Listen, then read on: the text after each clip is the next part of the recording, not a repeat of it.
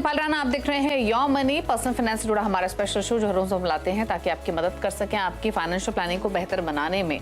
आप अपने क्वेश्चंस हमें वेरियस प्लेटफॉर्म्स के थ्रू भेज सकते हैं। इन्वेस्टमेंट से जुड़ा कोई भी सवाल आपके पास है, आप लिख भेजिए, ईमेल कीजिए yourmoney@nw18.com, 7045220000 हमारा व्हाट्सएप नंबर है। फेसबुक ट्विटर पर जाइए, #AskAwaz लिखकर अपने सवाल हमें लिख भेजिए। ये है इशू में पार्टिसिपेट करने का जरिया। हमारे साथ आज आपकी सभी क्वेरीज को आंसर करने के लिए ऑप्टिमम मनी मैनेजर्स के एमडी पंकज मटवाल मौजूद हैं। पंकज जी नमस्कार, स्वागत है आपका। और क्वेरीज लेंगे उससे पहले बात करेंगे गोल्ड म्यूचुअल फंड के बारे में, क्योंकि गोल्ड एक ऐसा एसेट क्लास है जो मस्ट हैव इन पोर्टफोलियो होता है। और जिस तरीके की परफॉर्मेंस गोल्ड की रही है, ज्यादातर इन्वेस्टर्स जो अभी गोल्ड में इन्वेस्ट नहीं करते हैं वो जानना चाहते हैं कि क्या तरीका या क्या जरिया हो सकता है। तो गोल्ड म्यूचुअल फंड्स के बारे में हम आज चर्चा करेंगे कि ये कौन सी कैटेगरी ऑफ म्यूचुअल फंड्स होती है, कितना एक्सपोजर आइडियली आप ले सकते हैं इस कैटेगरी में अपने पूरे पोर्टफोलियो में से, और अगर आप एक कदम आगे बढ़ाते हैं गोल्ड म्यूचुअल फंड्स की तरफ तो कौन से फंड्स बेहतर रहेंगे जो इस समय मार्केट में मौजूद है। सारे पर्सपेक्टिव से राय लेते हैं पंकज जी की। पंकज जी नमस्कार, बताइए गोल्ड म्यूचुअल फंड्स के बारे में। बिल्कुल, नमस्कार दीपाली जी। देखिए, गोल्ड म्यूचुअल फंड जो होते हैं वो बेसिकली आपको गोल्ड में इन्वेस्ट करने की अपॉर्चुनिटी प्रोवाइड करते हैं। Mutual funds basically pool of fund है, अलग अलग इन्वेस्टर्स पैसे इन्वेस्ट करते हैं और स्कीम का जो ऑब्जेक्टिव होता है उसके अकॉर्डिंग आपका पैसा इन्वेस्ट होता है। तो जब इक्विटी फंड की बात होती है तो पैसा शेयर मार्केट में लगता है, जब डेट की बात होती है तो बॉन्ड्स और डिबेंचर इत्यादि में आपका पैसा इन्वेस्ट होता है। इसी तरह से जब गोल्ड फंड में आप इन्वेस्ट करते हैं तो जो फंड हाउस है वो आपके पैसे से गोल्ड ईटीएफ बाय करता है, और गोल्ड एक्सचेंज ट्रेडेड फंड या ईटीएफ जो हैं वो ultimately pure gold, physical gold buy करते हैं। तो इसका मतलब ये हुआ कि जब आप गोल्ड म्यूचुअल फंड बाय कर रहे हैं तो आपका पैसा गोल्ड में जा रहा है, तो गोल्ड का प्राइस बढ़ेगा तो आपकी जो स्कीम है, जो आपका फंड है, उसका भी एनएवी बढ़ेगा और आपको फायदा मिलेगा। तो ये है बेसिकली गोल्ड में इन्वेस्ट करने का पर्पस। दूसरी बात है क्यों करना चाहिए। देखिए, एसेट एलोकेशन की इंपॉर्टेंस है। अपने पोर्टफोलियो में equity, debt, gold, silver, real estate सभी कुछ होना चाहिए। हालांकि गोल्ड से हम वेल्थ क्रिएशन की उम्मीद नहीं करते हैं, लेकिन गोल्ड आपके पोर्टफोलियो को स्टेबिलिटी प्रोवाइड करता है। इसके लिए यदि लॉन्ग टर्म में पैसा बनाना है तो इक्विटी आपको ज्यादा हेल्प करेगी, लेकिन क्योंकि इक्विटी में उतार चढ़ाव की संभावना होती है और इसके लिए गोल्ड में इन्वेस्ट करना आपके पोर्टफोलियो के लिए बेहतर माना जाता है उस लिहाज से। दूसरी बात यह है कि अगर हम गोल्ड के आउटलुक की बात करें इस वक्त पर, तो ऐसा लग रहा है कि काफी पॉजिटिव आउटलुक है, गोल्ड काफी तेजी में है और आगे भी तेजी बने रहने की उम्मीद है। उस हिसाब से भी आपको इन्वेस्ट करना चाहिए, लेकिन आपके टोटल इन्वेस्टमेंट पोर्टफोलियो का 10 to 15% एलोकेशन मेरे हिसाब से गोल्ड में होना चाहिए। तो यदि आपने किसी और तरीके से, चाहे वो फिजिकल गोल्ड हो, सॉवरिन गोल्ड बॉन्ड हो या ईटीएफ हो, ऑलरेडी गोल्ड बाय किया हुआ है तो आप उतना ही एलोकेट करें कि सब मिलाकर 10-15% तक की आपका एलोकेशन हो पाए। और दूसरी बात यह है कि गोल्ड म्यूचुअल फंड में आप एसआईपी भी कर सकते हैं, लमसम भी कर सकते हैं। जिस तरह से किसी भी दूसरे म्यूचुअल फंड में आप इन्वेस्ट करते हैं उसी तरह से मतलब आप केवाईसी कॉम्प्लायंट होने चाहिए। यदि ऑलरेडी आप म्यूचुअल फंड में इन्वेस्ट कर रहे हैं तो आप सीधा इन्वेस्ट कर लीजिए। पहली बार कर रहे हैं तो एक केवाईसी प्रोसेस जो होता है वो आपको कंप्लीट करना है और उसके बाद आप गोल्ड म्यूचुअल फंड्स में इन्वेस्ट कर सकते हैं। तो जैसे मैंने कहा, लमसम, एसआईपी, एसटीपी सभी चॉइसेस आपके पास अवेलेबल हैं। अब रही स्कीम की बात कि कौन सी स्कीम में किया जाए, तो ऑलमोस्ट सबके रिटर्न्स यहां पर बहुत फर्क नहीं दिखाई देगा और उसकी वजह यही है कि गोल्ड के रिटर्न्स पर निर्भर करता है आपके फंड्स का रिटर्न। तो ऐसे में ICICI prudential gold saving fund, Nippon India gold saving fund, ये फंड्स कंसिडर किए जा सकते हैं। ओके, तो आपको बताया गया है गोल्ड फंड से जुड़ी हुई तमाम बारीकियां, और एक एक्सपोजर जरूर होना चाहिए। काफी सारे जरिए हैं जिसके थ्रू अब आप गोल्ड में निवेश कर सकते हैं, लेकिन गोल्ड म्यूचुअल फंड स्पेशली कौन सी कैटेगरी होती है, इसके बारे में आपको तमाम बातें समझाई। अब बात करते हैं कॉलर से। अश्विनी कुमार पहले कॉलर हमारे साथ कनेक्टेड है अपना सवाल पूछने के लिए। अश्विनी नमस्कार, बताइए क्या सवाल है आपका। नमस्कार मैडम, मैंने 15 साल के लिए एसआईपी का टर्नओवर है मेरा और 14,500 रुपये मंथली एसआईपी जा रही है। तो अभी मेरा 15 साल के बाद कितना क्या कुछ रहेगा या इसमें कुछ कम ज्यादा करना पड़ेगा क्या कुछ?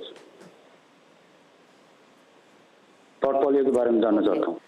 तो 15, हाँ, अभी आपने जो 14,500 आप डाल रहे हैं, ये कितना समय हो चुका है इस SIP अमाउंट को, या कितना इकट्ठा कर चुके हैं ऑलरेडी आप पोर्टफोलियो में? पोर्टफोलियो में मैंने 6,30,000 रुपये करीब है, और तकरीबन मैंने इसमें 2 या 2 सवा 2 साल के करीब हुआ है। ओके, 14,500 की SIP, 6.25 लाख पोर्टफोलियो की वैल्यू, 15 साल का होराइजन, जानना चाहते हैं 15 साल में कितना एक्यूमुलेशन कर लेंगे। पोर्टफोलियो में इनका बता देती हूँ। पराग पारिक फ्लेक्सी कैप में 3,000 रुपए महीना, bank of India small cap में 2,000 रुपए महीना, 1,500 रुपए महीना डाल रहे हैं HDFC मिड कैप में।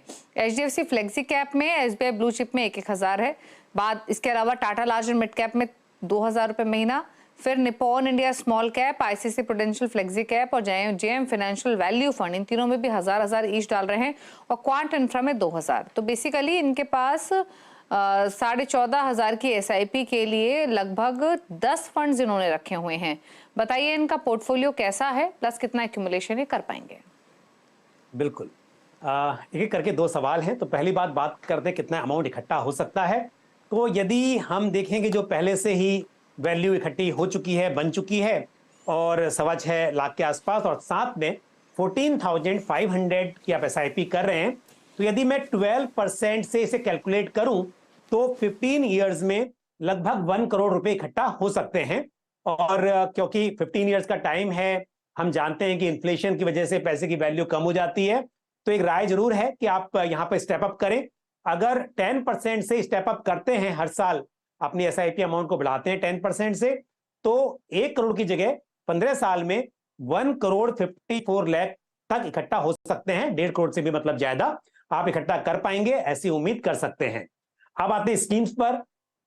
पहली बात यह है अश्विनी जी कि आपके पोर्टफोलियो में स्कीम बहुत ज्यादा है। 14,500 के लिए आपने 10 स्कीम ली हुई हैं, तो थोड़ा सा मैं आपको कहूंगा कि थोड़ा सा स्कीम्स में बदलाव या थोड़ा कम करना चाहिए आपको। और जैसे कि फ्लेक्सी कैप में आपके पास 2 फंड्स हैं, ICICI प्रूडेंशियल फ्लेक्सी कैप और साथ ही HDFC फ्लेक्सी कैप फंड। तो मेरी राय यह है कि आप HDFC फ्लेक्सी कैप फंड से SIP रोक दें और ICICI प्रूडेंशियल में बढ़ा दें। दोनों स्कीम अच्छी हैं, लेकिन क्योंकि आपके पास HDFC mid cap opportunity fund भी है, तो वहां पर आपका फ्लेक्सी कैप में ICICI हो जाएगा, और आपके पास जो JM वैल्यू फंड है उसमें SIP रोक दें और उसकी जगह पर आप HDFC mid cap opportunity fund में बढ़ा दें। तो इस तरह से 2 फंड्स कम हो जाएंगे और ये थोड़ा सा पोर्टफोलियो आपका बेहतर होगा, एलोकेशन भी सुधर जाएगा। तो इस हिसाब से थोड़ा सा बदलाव कीजिए, और जैसा मैंने कहा कि समय के साथ अगर हो सके तो आप बिल्कुल स्टेप अप जरूर करें। ओके, तो बेसिकली आपने सिर्फ 2 बदलाव सजेस्ट किए हैं। इसके बाद इनके पास 8 फंड्स रहेंगे, उसमें ये इन्वेस्टेड रहे, करेक्ट पंकज जी? बिल्कुल, हालांकि 8 भी ज्यादा है, लेकिन एकदम से सारे फंड्स को बंद करना या निकल जाना शायद उतना पॉसिबल नहीं होगा। तो फंड्स अच्छे हैं, इसके लिए उन 8 फंड्स में आप बने रहें।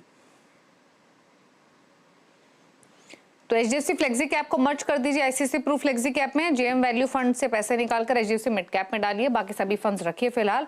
और रही बात आपके गोल की, तो 1 करोड़ के आसपास का कॉर्पस आप जमा कर लेंगे 15 साल में। स्टेप अप करते हैं, हर साल थोड़ा थोड़ा इन्वेस्टमेंट्स बढ़ाते हैं, तो 1.5 करोड़ भी आप जमा कर सकेंगे। दत्ता बाबू राव हमारे साथ हैं फोन लाइन पर सवाल पूछने के लिए। राव साहब नमस्कार, बताइए अपना सवाल। हाँ नमस्कार मैडम, मेरे पास 12 साल के लिए क्या सवाल है आपका? हाँ 12 साल के लिए मैं सिप करना चाहता हूँ। मंथली में 13,500 की सिप करता हूँ, और जो भी फंड्स है वो मैंने आपको भेज ही दिए। तो 12 साल में कितने जमा कर पाऊंगा, और इसमें कुछ चेंजेस कर सकते हैं क्या? 13,500 की SIP, 4 लाख की पोर्टफोलियो की वैल्यू है, और इनका होराइजन है 12 साल का। 12 साल के हिसाब से कैसा इनका पोर्टफोलियो है, प्लस क्या ये अचीव कर पाएंगे या नहीं? फंड्स में बता दूं, बहुत सारे फंड्स हैं इनके पोर्टफोलियो में। पराग पारिक लॉन्ग टर्म इक्विटी 2,000 रुपए महीना, SBI मैग्नम मल्टी कैप 1,000 रुपए महीना, साथ ही इनके पास है SBI small cap, axis growth opportunities, axis Nasdaq fund, Tata digital India, Tata Nifty 50, Tata resources and energy, सभी 1,000 रुपए की SIPs हैं। 1,500 रुपए ईच ये डाल रहे हैं SBI magnum multi cap, SBI blue chip, axis blue chip और एक्सिस मिड कैप में। ढेर सारे फंड्स, फंड हाउसेस और फंड कैटेगरीज का थोड़ा रिपीटेशन भी दिख रहा है। क्या सजेशन के पोर्टफोलियो पर? सही कहा दीपाली जी आपने, बिल्कुल फंड्स बहुत ज़्यादा हो गए हैं और एक ही फंड हाउस के मल्टीपल स्कीम्स भी हैं, तो मेरे हिसाब से डाइवर्सिफिकेशन होना चाहिए। बट ओवर डाइवर्सिफिकेशन सही नहीं है, और साथ ही एएमसी का कंसंट्रेशन वो भी सही नहीं है। बट पहले बात करते हैं कि जो ऑलरेडी आपने एक राशि इकट्ठा कर ली है 4 लाख की, और साथ में आपने कहा कि जो एसआईपी आप कर रहे हैं 13,500 पर मंथ, उसके हिसाब से 12 साल में ये टारगेट अचीव करना 1 करोड़ का मुमकिन नहीं दिखाई दे रहा है, क्योंकि 12% पे यदि मैं कैलकुलेट करूं तो अमाउंट काफी कम होगा। आपको 40,000 पर मंथ करना पड़ेगा 1 करोड़ बनाने के लिए 12 साल में।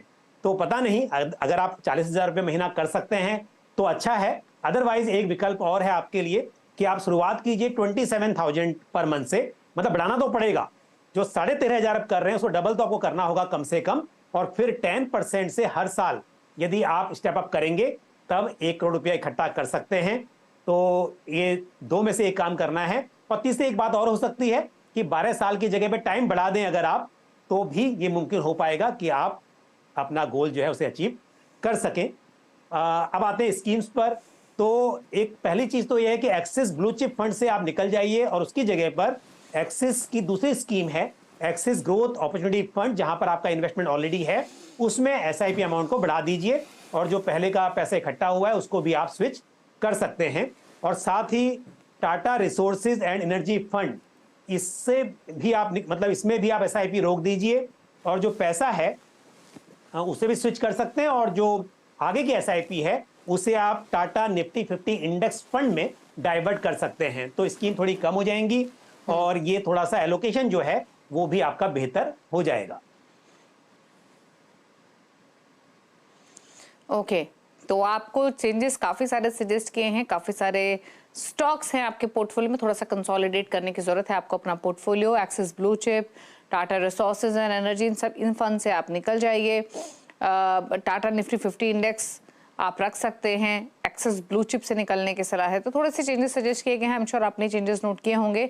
40,000 की एसआईपी लगेगी अपने गोल को हासिल करने के लिए आपको, या फिर आप हर साल थोड़ा थोड़ा इन्वेस्टमेंट बढ़ाइए ताकि अपने गोल को हासिल कर सकें। अगले एक औरत से बात करेंगे, अशोक हमारे साथ हैं पुणे से। अशोक जी नमस्कार, बताइए सवाल। सर नमस्ते। हेलो सर, अशोक वीडियो बोल रहा हूँ। नमस्ते सर, अभी करंटली मेरी 3 एसआईपी चालू है।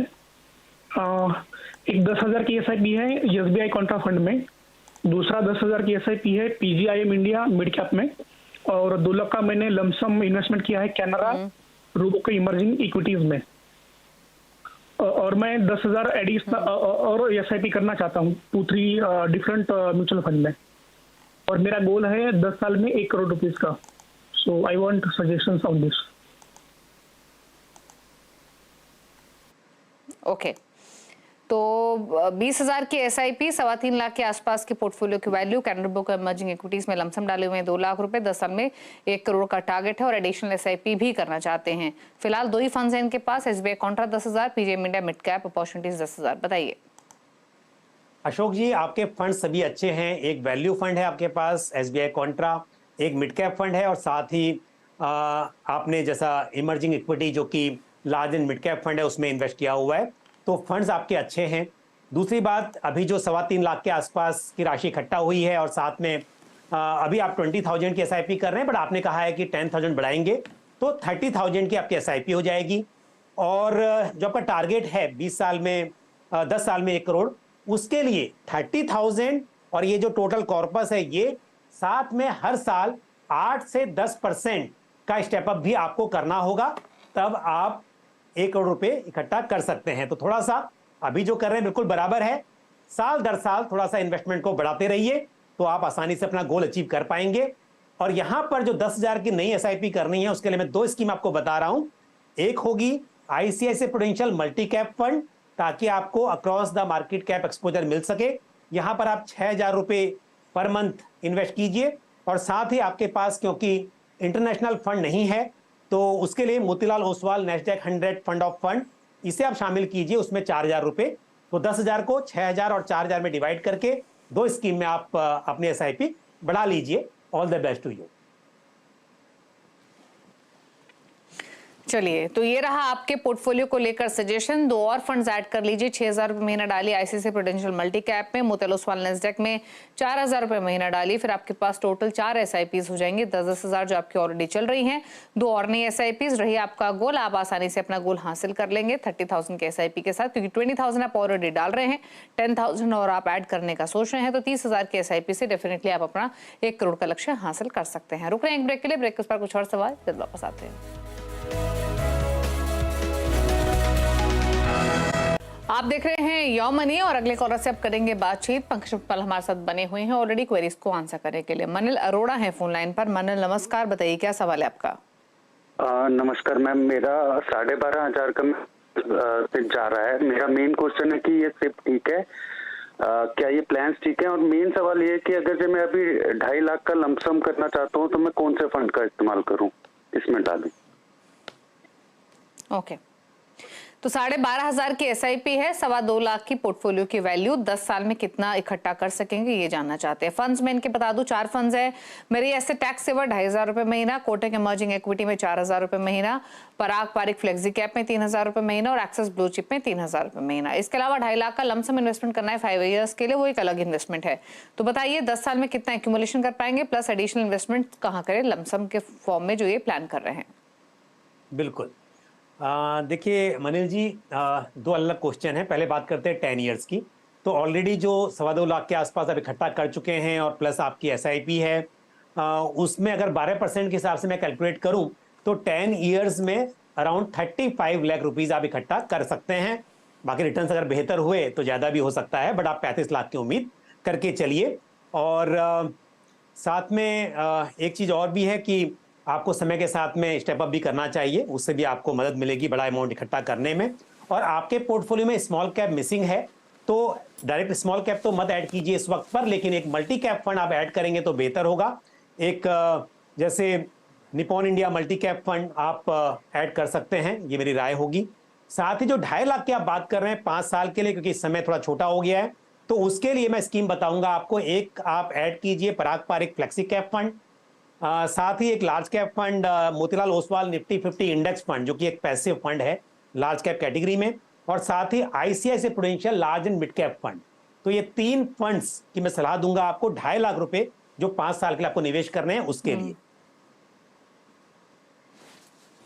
ओके, तो 3 फंड्स आपको बताए गए हैं लमसम इन्वेस्टमेंट करने के लिए, जिसमें Parag Parikh flexi cap, Motilal Oswal Nifty 50 index fund है और ICICI Pru large mid cap है। तो जो 2.5 लाख डाल रहे हैं वो 50-50 हजार ईच आप डाल सकते हैं इन तीनों फंड्स में। इसके अलावा आपके पोर्टफोलियो को देखें तो 35 लाख के आसपास का कम से कम एक्यूमुलेशन आप कर सकेंगे। बेटर रिटर्न्स रहे तो और भी बेहतर परफॉर्मेंस रह सकती है। स्टेप अप करेंगे तो डेफिनेटली ज्यादा एक्यूमुलेशन कर पाएंगे। मल्टी कैप एक फंड है जो आप अपने रेगुलर एसआईपी पोर्टफोलियो में ऐड कर सकते हैं।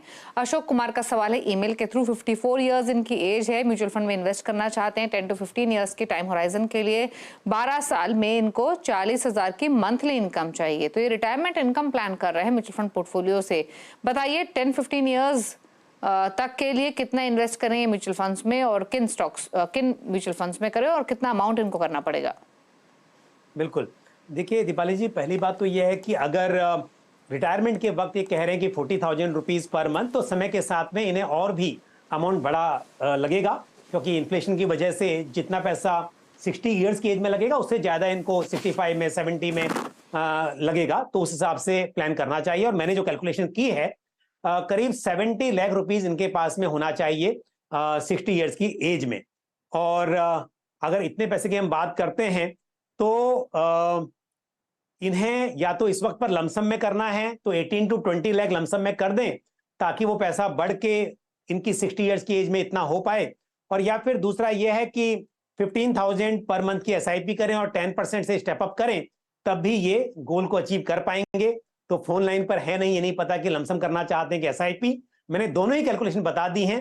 लमसम में करना है तो 18-20 लाख एक साथ कर दीजिए, अदरवाइज तो 15,000 की एसआईपी और 10% का स्टेप अप करके आप आगे बढ़ सकते हैं। स्कीम के नाम बताता हूं, ICICI Prudential balanced advantage fund, इसे ऐड कीजिए। Mirae asset emerging blue chip fund, जो कि एक large and mid cap fund है, Motilal Oswal large and mid cap fund, Axis multi cap fund और Parag Parikh flexi cap fund. ये फंड्स क्योंकि यहाँ पर टाइम कम है और एज के हिसाब से थोड़ा सा जोखिम कम लेंगे तो बेहतर होगा। ये स्कीम्स आप पोर्टफोलियो में शामिल कर सकते हैं। तो आप स्टार्ट कीजिए इन 5 फंड्स के साथ जो आपकी स्क्रीन पर हैं। ICICI Prudential balanced advantage, Mirae asset emerging blue chip, Motilal Oswal large mid cap, Parag Parikh flexi cap और एक्सिस मल्टी कैप। कितना इन्वेस्ट करेंगे? आपको या तो 18 से 20 लाख का लमसम इन्वेस्टमेंट करना पड़ेगा या फिर आप 15,000 की एसआईपी के साथ शुरुआत कर सकते हैं। तो आप 15,000 की एसआईपी से कीजिए, धीरे धीरे एसआईपी अमाउंट बढ़ाइए 10 to 15 ईयर्स के होराइजन को लेकर। तो यही सजेशन है आपके लिए। बाकी अगर आप लमसम डालना चाहते हैं तो भी आप डाल सकते हैं। अब पूछ लेते हैं पंकज जी के टॉप 4 फंड्स उन व्यूअर्स के लिए जो पंकज जी की चॉइस के साथ पोर्टफोलियो क्रिएट करना चाहते हैं। तो बताइए पंकज जी, कौन से 4 फंड्स हैं जो आपने पिक किए हैं आज? बिल्कुल, देखिए इक्विटी फंड्स हैं तो लॉन्ग टर्म का आपका इन्वेस्टमेंट होराइजन होना चाहिए, तब इन फंड्स के साथ में आप आगे बढ़ सकते हैं। एसआईपी कीजिए। ICICI Prudential large and mid cap fund, Aditya Birla Sun Life multi asset allocation fund, साथ ही Motilal Oswal mid cap fund और एक्सिस मल्टी कैप फंड। तो ये 4 अलग अलग कैटेगरीज के 4 फंड्स हैं। इन फंड्स में आप इन्वेस्टमेंट की शुरुआत कर सकते हैं। तो ICICI Pru large mid cap, Aditya Birla का multi asset allocation, Motilal Oswal mid cap और एक्सिस मल्टी कैप, ये 4 फंड्स हैं। लॉन्ग टर्म के हिसाब से एक पूरा पैकेज है, आप इनके साथ पोर्टफोलियो क्रिएट कर सकते हैं। बाकी योर मनी तो है ही आपकी मदद के लिए, हर रोज आपकी क्वेरीज को आंसर करने के लिए। शुक्रिया पंकज जी शो में आने के लिए और सभी सवालों पर अपनी राय देने के लिए। Thank you so much. साथ साथ अपने टॉप 4 फंड्स भी शेयर करने के लिए। इसी के साथ एक ब्रेक का वक्त हो गया है। ब्रेक के उस पर भी खबरें जारी सीएनबीसी आवाज पर, और आप लगातार अपडेट रहने के लिए सीएनबीसी आवाज के यूट्यूब, ट्विटर, फेसबुक हैंडल से भी कनेक्ट कर सकते हैं। योर मनी में सवाल पूछने का तरीका एक बार फिर से आपकी स्क्रीन पर है। आप सवाल भेज सकते हैं 7045220000 हमारा व्हाट्सएप नंबर है। ईमेल है yourmoney@nwet18.com। फेसबुक, ट्विटर पर #AskAwaz योरमनी लिखकर भी अपने क्वेश्चंस आप पोस्ट कर सकते हैं और हमें सेंड कर सकते हैं। तो काफ़ी सारे जरिए जिसके थ्रू आप कनेक्ट कर सकते हैं इस शो के साथ। हर रोज़ हम सोमवार से